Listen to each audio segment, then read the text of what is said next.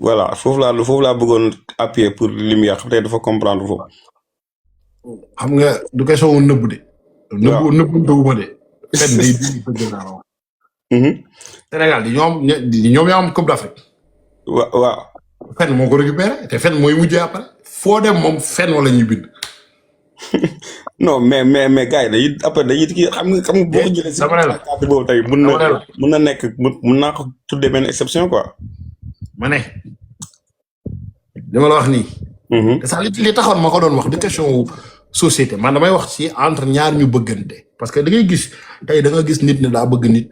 coow am fa nga ne ko bàyyi ko mu bàyyi ko nga jékki-jékki gis leen ñu nekkaat ñoom ñaar xam nga lu tax. parce que am na lu mu jàpp fii li mu jàpp fii nag loolooy dëggam.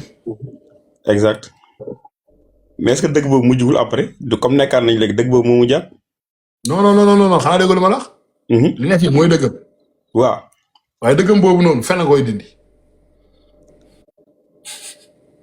mais ala kulli dañuy nekkaat.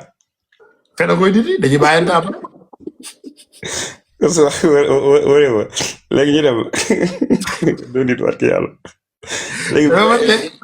léegi aussi tamit ngay continuer di dem ba ñëwaat ci côté nekk des ci famille sax laay wax ba léegi quoi parce que je me rappelle benn jour yaa ngi doon wax ay les quatre grands piliers du développement personnel pour man mooy se connaître gérer ses pensées passer à l'action et être constant léegi. gérer ses pensées teg ko ci suuf parce que ñun. peut-être ñi am chance maanaam parce que ça veut pas dire que ne tey ni ñu lay éduquer baaxul rek ba yow waroo mën a am éducation bu baax. exact. très bien parce que des fois kër gi ni ñu lay éduquer du baax parce que damay jox exemple la plupart des jeunes yi nga xam ne ñoom lañ màggandool wala ñoom lañ xam wala ñoom la ñuy remarquer di leen gis. dafa am genre éducation boo xam ne on peut pas l'appeler éducation maanaam parents yi dañuy yar seen doom ci esclavage.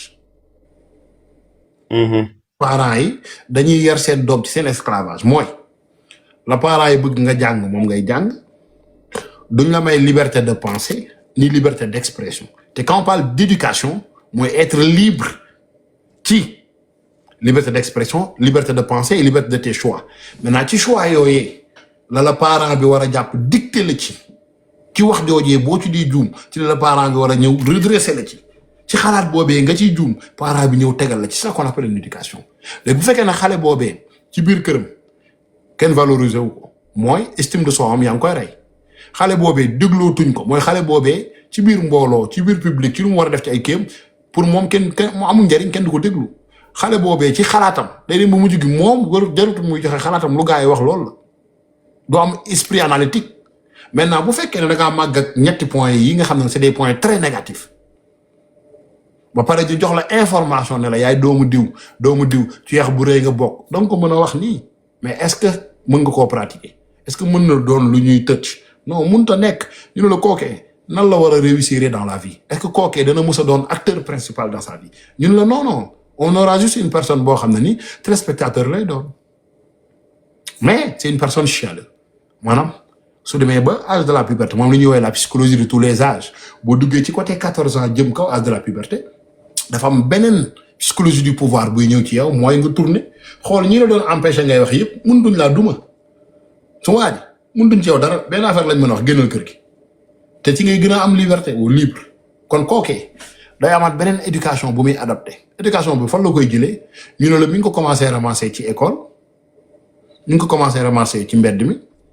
léegi nag day formé waat pour doonaat beneen nit mais beneen nit boobu muy doon foofu laay waxee jeunes yi c'est pas trop tard moo xam nga commettre crime faire ay délit c'est pas trop tard de revenir lu tax man la c'est pas trop tard mooy day am fooy tollu dans la vie sa table lépp tout est servi pizza bi nag ay pointe par pointe la bu ñu la pointe bi daa am karaw seppil karaw bi sànni ñu la pointe bi c'est lekkable nga xam ne moom nga war a sol pointe bi dafa am ay tupp yu ñuul nga jéem a comprendre tupp yu ñuul yi lan la avant ngay jël décision foofu lañ toll en fait mais malheureusement suñu parents yi man je commence par moi mon père c'est un politicien frère il a même pas le temps de me parler quand j'étais petit bon je le voyais tous les fins de semaine quand moo may éduqué ma mère est trop occupée avec la famille frère oui dina passer ci yow temps mais passer ci yow temps bi mi ngi xool loo def lu jag ak lu jagu loo def lu jagadi pour mu toj sa nopp nga yaa ngi comprendre donc finalement tu es éduqué par la peur dans la peur da nga xaw a da ngay ragal et non seulement doy mën a s'exprimer wu quoi di wax li nga xam ne moom nga bëgg moo nekk ci yow en fait. mais coach yaa ngi doon wax sànq côté culture bi aussi tamit ñun suñ culture en général daf ñuy yenn yu bëri ay tabu lay doon genre yenn yu bëri yow ñama. non jamonoy ñoom maam ça a jamais été tabu jamonoy ñoom maam musul doon tabu xam nga fu lañ ko daan wékk. jamonoy ñoom maam dafa doonoon ci diggante naar bëri ndongo naaw leen ca kaw saalum sori na katara kic jonkanaloo be jumboo jaawoo mbooloo dëri na duguboo kataboo kanaara jang-jang yett ko mu daanu dóor ko mu rànge xaparti ku ñaari gaar benn bu lëgët mbaa joomaluloo ñu ne la waaw ñu ne la moytul 5910 suñu la moytul 5910 mooy la moytul 5 minutes de plaisir 9 mois de grossesse un enfant 0 mari mooy yàlla li muy wax laa taxara bushina bul laal bul jege suñ maam yi dañ ko wax ci wolof pourtant tënk ko teg nga ñëw ci culture ñu waxaat la ko comme tënk ko teg xapartiku ñaari gaal benn bu lëgët mbaa jombalul la waaw lan moo tax benn bu lëgët di la jombal ci doomi aadama bu juddu ci ndeyam ak baayam ba di màggatee benn lëgët la benn jombalu la mais loolu ay maanaam loolu maanaam dañ ko daan wax mais xale yi jamono jooju xale yi amoon dégg la mais suñu xale yi nii du dégg de suñu xale yi du dégg moo leen tax a jug suñu xale yi ci non verbal la ñuy fonctionner nii pour lan la amuñu dégg duñ comprendre jamonoy ñoom maam xuloo da daan am ci kër xuloo sa jabar di xuloo ay wujju peccor ga jëkkër bu ñëwee doo ko dégg mu wax pat lay def dugg ci néegam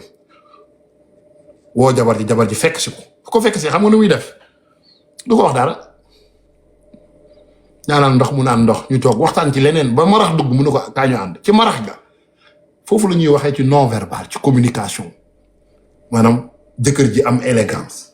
laal koppate bi faaru mbaam caaya ñu ne déetawaay mu laal kurus ga xoola désarmé wu maanaam jël kurus teg ci dóo nii mu leeral la kii mënu laa dóor mu jiitu la teg xam nga ne kooku période pour attaquer la bàyyi jabaram ne ci ginnaawam mu ne ko soxna Ndeye Fatou waa gis naa ne xew ci kër gi de waaye jàppal ne li la metti nii metti na ma lool